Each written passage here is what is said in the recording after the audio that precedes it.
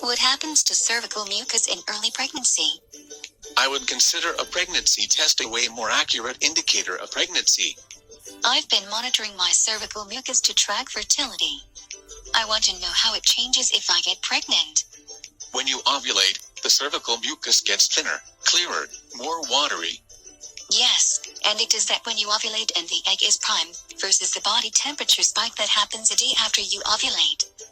After that 24-hour expiration date, the cervical mucus goes back to being thick, white and gooey. What does it do if I'm pregnant? In the first days, it will be the normal thick, white and gooey. The biggest change will be that the cervical mucus won't be wiped out by your period. A lack of a period can be a sign of pregnancy, but it can also mean you're so stressed out that your period skipped.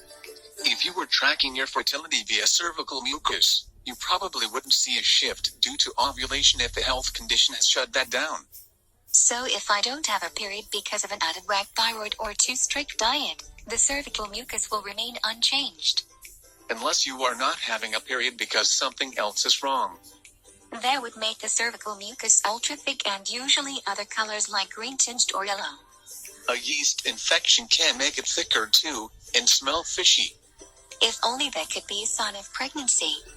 It could be a sign of diabetes too, if you keep getting infections. What happens if I got pregnant?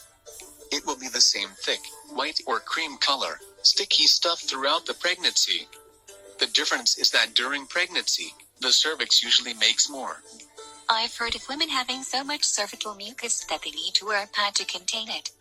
They sometimes do, but that is usually in the second or third trimester, not in the first week or two. I heard there were changes. You might see a few spots of blood in the cervical mucus when the embryo implants. That could be mistaken for the start of a period. Except your period should not start. The more certain changes are the cervix going back up after conception but not as high as normal, and hardening a little but not as hard as normal.